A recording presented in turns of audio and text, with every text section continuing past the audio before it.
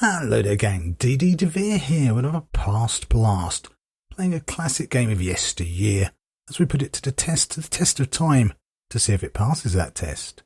And today we're putting Star Wars Jedi Knight Dark Forces 2 to the test. So this was released back in 1997, of course, and it is the follow-up, not surprisingly, to Dark Forces. So before we look at our content, let's have a quick look at our options. There's some basic general stuff here.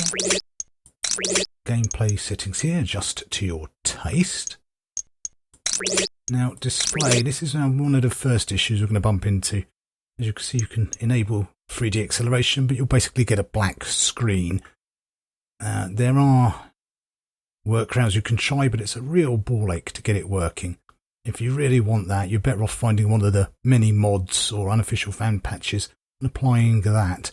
So I'll be playing it software rendered, and even then I had to go in and adjust the exe to run in compatibility for Windows XP, otherwise also got a black screen.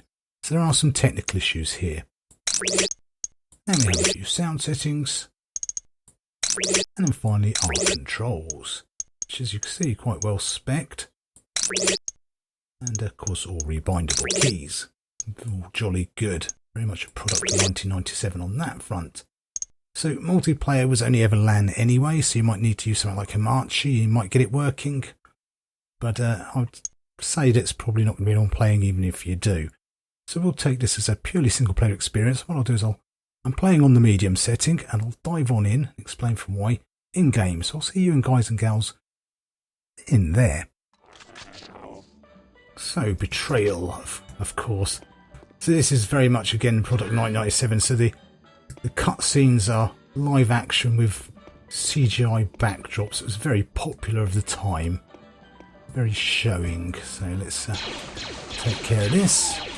At the moment we only have our fists and our pistol, our blaster pistol. Let's grab this E11 here. Seems Kyle can't hold his drink. He likes starting bar fights. So yes, we play Kyle Katarn again. And we're on a quest to avenge the death of our father. All very Star Warsy sounding type stuff. Well, I should really be on the pistol for that one. As like, you know, the pistol's slightly more accurate at range, whereas the rifle's better for close combat. Such as that, up close and personal. Now, it's weapon-wise and collectibles-wise so far, it is very similar to the original Dark Forces, as you can see. All the pickups, they're all the same. Yes, I shot first. I'm going to keep shooting first. Of course, there is a big addition to the game in the course of the... Later on, you actually get a lightsaber. Finally. And of course, it wouldn't be a game of this era if you didn't die like that. I didn't mean to double jump them. For secrets was what I was about to say. Let's take care of these chaps quickly. Get out of my bar. You always cause it. Yes, plenty of secrets, but however, other than the extra weapons, armour, etc., it's very much worth picking them up. I'll deal with him later on. I'll get up there soon enough.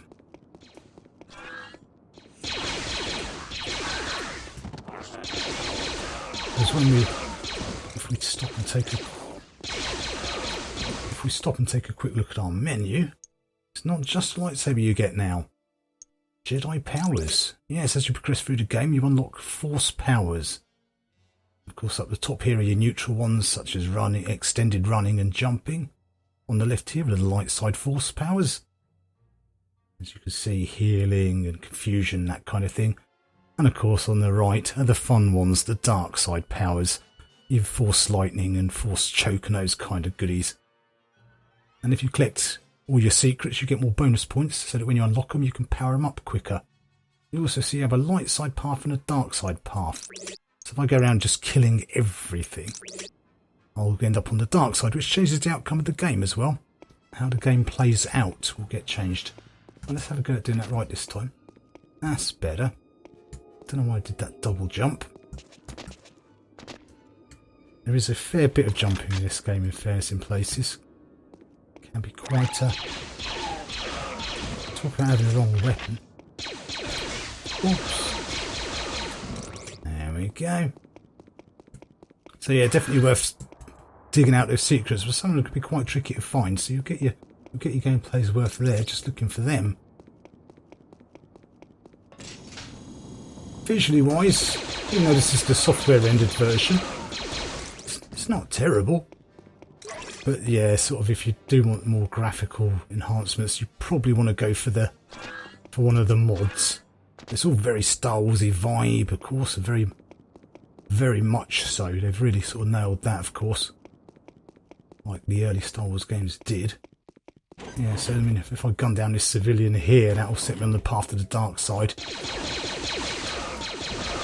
Especially if I do something like force choke him or something to death. And that'll accelerate the dark side. So all in all, so far, oh, this time round he shot first. Right, I'm just going to steam down here, take care of this chappie here. It's often best to leave the ones up high and get them later. It'll save you a lot of trying to snipe things. Moments like this, that's really good Star Warsy vibe, those falls into nothing. And there's the music, you know, the classic John Williams score, but it does get a little bit repetitive. As you hear, it's just looped. It's not sort of triggered by anything specific, so you can have a massive dramatic Imperial March going on whilst you're just wandering around looking for a secret. And then the more waltzy bit going on when there's when you're just sort of like, you know, in the middle of a hectic gun battle with a dark Jedi. All those barrels when you blow them up, it's randomised what they... Hey. No. It's just... See if I could get dark side points without trying there. Let's just close the distance.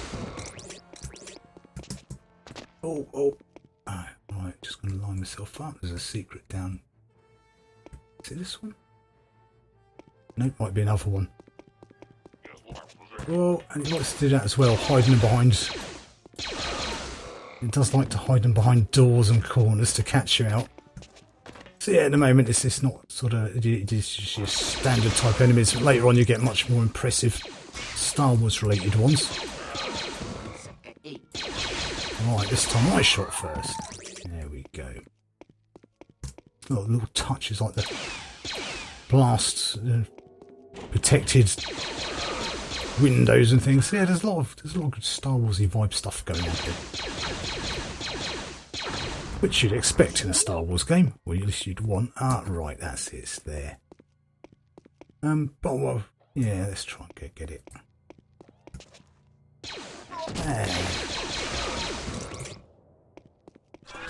That would be a lot easier if I had my force jump, but that's for later in the game. Oh, yeah, the AI can be variable. Sometimes it's not bad. Sometimes it's as dumb as a bag of bricks, basically.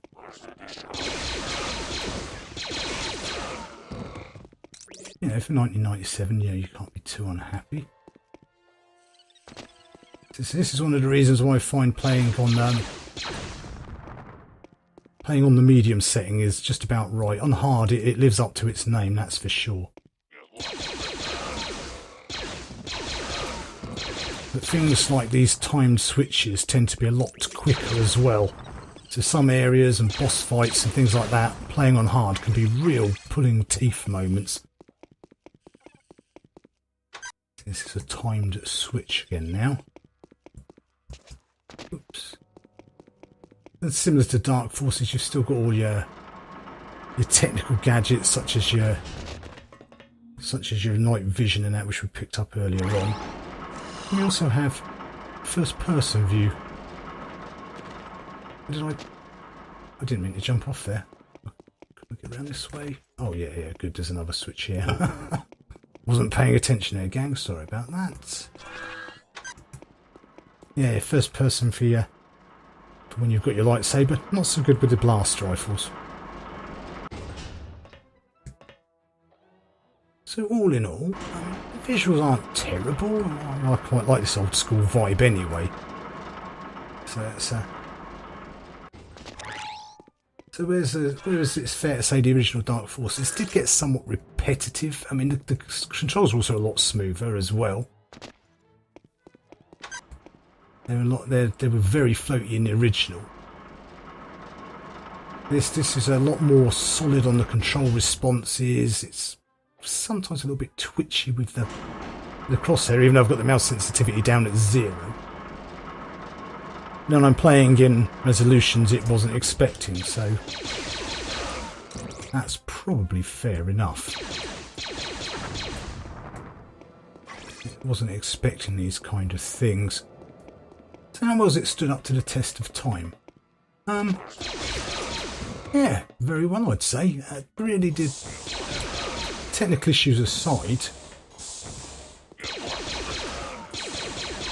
for getting it to run in full screen and having to adjust all your different EXEs, yeah, that's a bit of a pain. But the level design also, sometimes the level design can be very confusing. They're quite expansive levels. And a lot of the time you're just sitting there scratching your head wondering where to go next.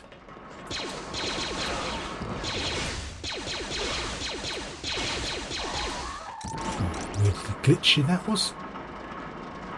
But gameplay wise you get a lot of content. In fact, you've got the different endings.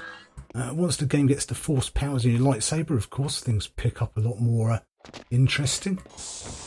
Adds to the depth, which was definitely lacking in the original Dark Forces. And yeah, 21 levels of really good Star Wars gameplay. I didn't press the bloody button, did I? Whoa! Nearly fell off again. Good grief. And yeah, once you're across the dark side, force powers are of course always the fun ones. And some of the boss fights can be very challenging as well. Again, 1997. And a lot of jumping. But outside of technical issues and some problems with the level design on certain levels especially, all in all, it's done a very good job of still being very playable by today's standards, I'd honestly think. So if when you're digging around for different secrets, there's a lot of places to look for. Let's go down here, just take this. This is going slightly wrong. I should have come up the other end.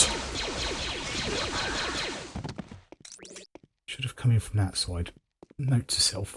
So I think we'll conclude our dealings here, gang, but it's got a great Star Wars vibe. The music can get a bit repetitive. Level design can be a bit hokey at times. Where is he? He's up there somewhere.